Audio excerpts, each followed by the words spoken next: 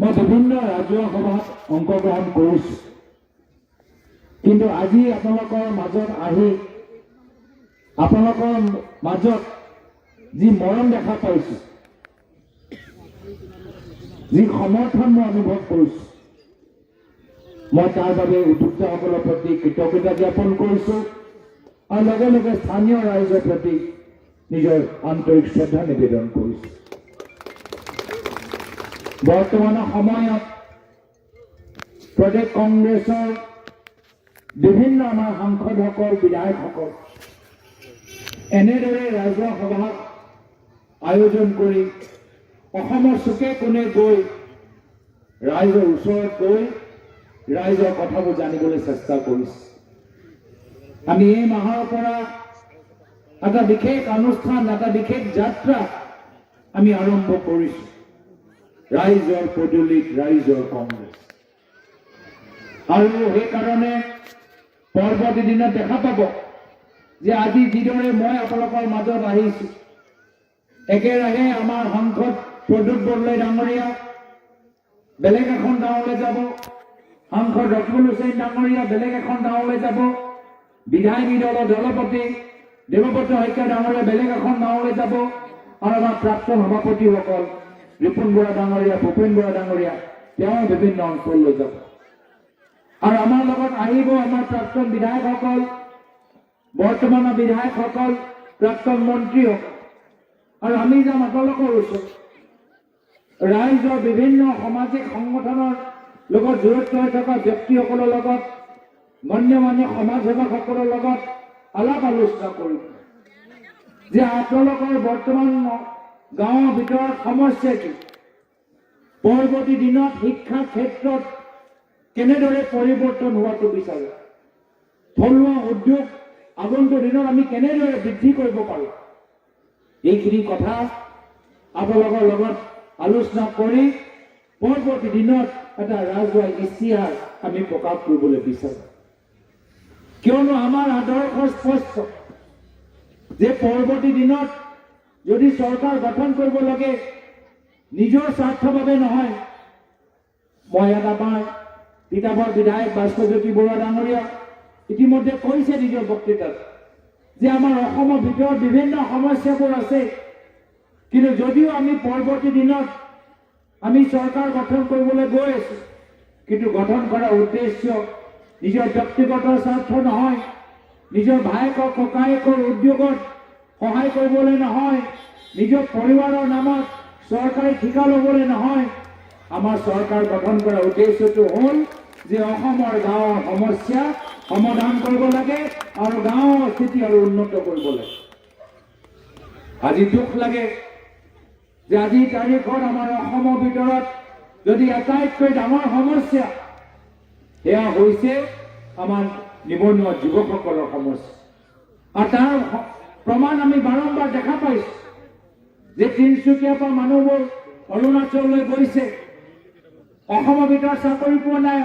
অৰুণাচললৈ গৈছে বাছত তেওঁলোকৰ দুৰ্ঘটনা হ'ল কাছাৰৰ পৰা মানুহবোৰ গৈছে আকৌ তেওঁলোকৰ বাহিৰলৈ যাবলৈ হৈছে এয়া হ'ল বৰ্তমানৰ আমাৰ আটাইতকৈ ডাঙৰ সমস্যা আটাইতকৈ জটিল সমস্যা আৰু এই নিবনুৱা সমস্যা যদি আমি সমাধান কৰিব লাগে ক'ত জোৰ দিব লাগিব কৃষি ক্ষেত্ৰত জোৰ দিব লাগিব থলুৱা উদ্যোগত জোৰ দিব লাগিব সেল্ফ এমপ্লয়মেণ্টৰ ওপৰত জোৰ দিব লাগিব কিন্তু আজিৰ তাৰিখত যদি আমি চাৰিওফালে চাওঁ তো আজি আমাৰ অসমৰ অৰ্থনৈতিক অৱস্থা যথেষ্ট বেয়া গোটেইখিনি কাম গুৱাহাটীৰ ভিতৰত হৈ আছে গোটেইখিনি কাম দিছপুৰৰ পৰা নিৰ্ধাৰিত আজি থলুৱা আমাৰ যিমান স্থানীয় ঠিকাদাৰবোৰ আছে তেওঁলোকক সোধক তেওঁলোকে ক'ব যে আজি তেওঁলোকৰ অৱস্থা বেয়া কিয় গোটেইখিনি কাম 4-5টা ঠিকাদাৰ গুৱাহাটীত বহি কৰি আছে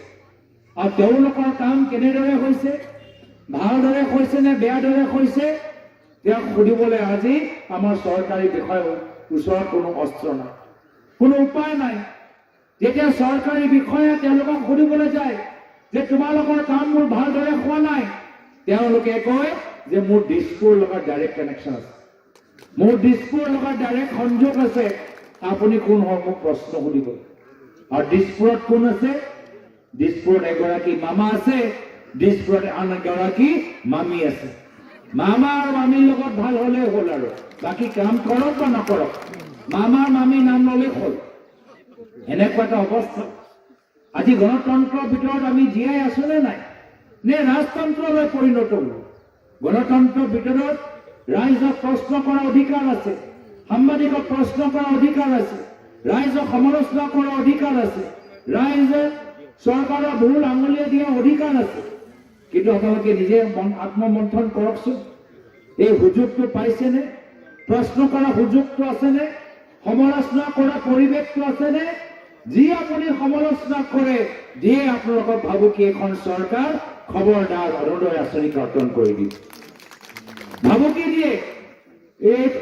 এইটো এতিয়া চৰকাৰী আঁচনি হোৱা নাই, এতিয়া এইটো হ'ল বিজেপি দলৰ অসমৰ জনসাধাৰণক ব্লেকমেইল কৰা এটা অস্ত্ৰ, অসমৰ জনসাধাৰণৰ কণ্ঠ ৰুধিবলৈ এটা অস্ত্ৰ, অসমৰ জনসাধাৰণৰ প্ৰশ্ন কৰা অধিকাৰ কৰ্তন কৰা এটা অস্ত্ৰ হ'ল এই চৰকাৰী আঁচনিবোৰ।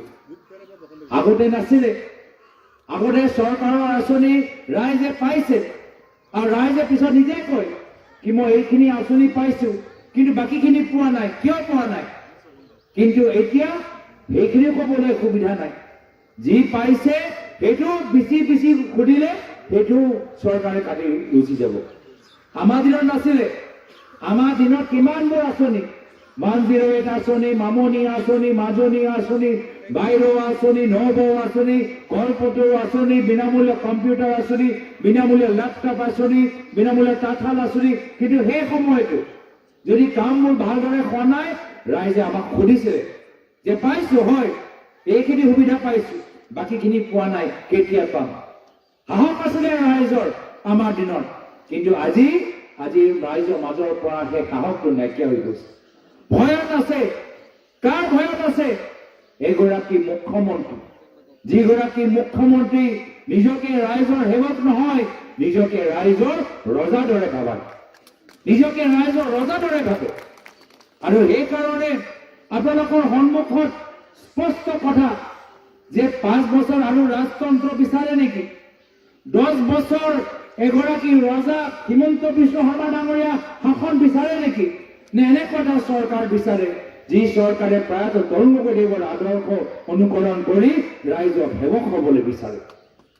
যি চৰকাৰে পৰৱৰ্তী দিনত ডাঙৰ ডাঙৰ ঠিকাদাৰৰ নহয়, থলুৱা উদ্যোগৰ আমি কেনেদৰে আমি কামখিনি ভাল কৰিব পাৰোঁ, খেতিয়কসকলৰ আমি তেওঁলোকৰ উপাৰ্জন কেনেদৰে বৃদ্ধি কৰিব পাৰোঁ, মহিলাসকলৰ আত্মসহায়ক গোট পৰৱৰ্তী দিনত কেনেদৰে এটা ভাল ব্যৱসায় লৈ ৰূপান্তৰ হ'ব পাৰে, যুৱকসকলৰ উচ্চ শিক্ষা অনুষ্ঠানৰ ভিতৰত ৰিচাৰ্চৰ কিতাপ পায়, স্কলাৰশ্বিপ পায়, ভাল এক্সামিনেশ্যন পৰীক্ষা দিবলৈ এটা সুযোগ পায়, এনেকুৱাটো নতুন বৰ অসম বিচাৰে।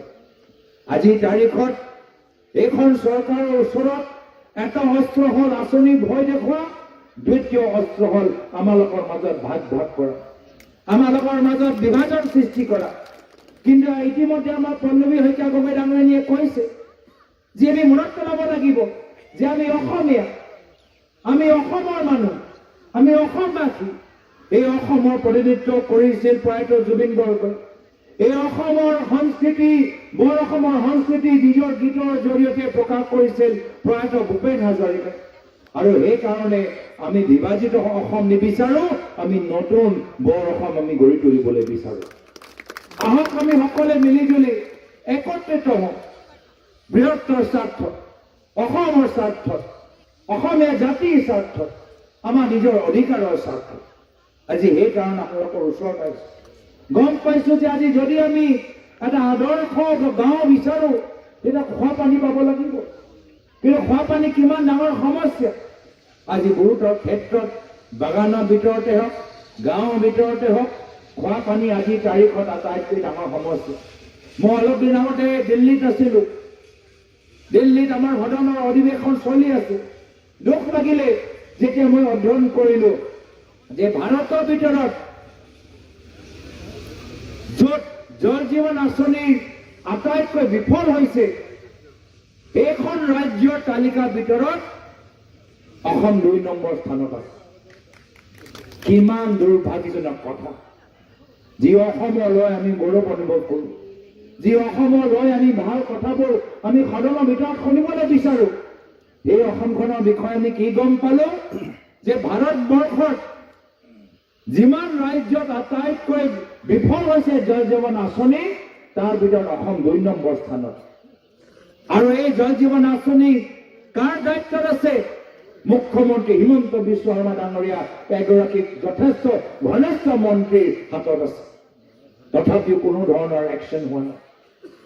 আৰু সেইকাৰণে আজি আমি প্ৰদেশ কংগ্ৰেছৰ ফালৰ পৰা এইকেইটা দিনৰ ভিতৰত প্ৰতিটো ব্লকৰ ভিতৰত আমি য'ত য'ত জল জীৱন আঁচনি বিফল হৈছে, আমি তাত গৈ এটা ষ্টিকাৰ লগাবলৈ গৈছোঁ, আৰু মই আশা কৰোঁ যে পৰৱৰ্তী দিনত আমাৰ কেন্দ্ৰ চৰকাৰৰ, ৰাজ্য চৰকাৰৰ দায়িত্ব থকা মন্ত্ৰীবোৰ আমি য'ত য'ত ষ্টিকাৰ লগাইছোঁ তাত মন দিব। য'ত য'ত কংগ্ৰেছে ষ্টিকাৰ লগাইছে তাত তাত জল জীৱন আঁচনি এই পাইপটো শুদ্ধ কৰক। আমি দেখাই দিম। যদি আপোনালোকে দেখিবলৈ বিচৰা নাই, পৰৱৰ্তী দিনত আমাৰ ষ্টিকাৰবোৰ য'ত লগাইছোঁ তাৰ ছাৰ্ভে কৰক, তেতিয়া গম পাব কিমান ডাঙৰ এটা সমস্যা হৈ পৰিছে। এয়া হ'ল আমালোকৰ উদ্দেশ্য যে আমি ৰাইজৰ ওচৰত গৈ ৰাইজৰ বিষয়বোৰ মাত মাতি ৰাইজৰ সপোনবোৰ বাস্তৱ কৰা এটা সংকল্প লৈ আমি ৰাইজৰ পদূলিত ৰাইজৰ কংগ্ৰেছ হ'বলৈ বিচাৰিছোঁ।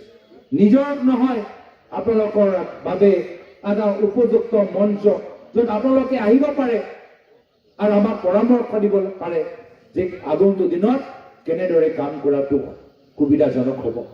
তো মই আশা কৰোঁ যে আজি যিদৰে আপোনালোকে ওলাই আহি আমাক মৰম প্ৰদান কৰিছে, আগন্তুক দিনত আমাক সুপৰামৰ্শ দি থাকিব।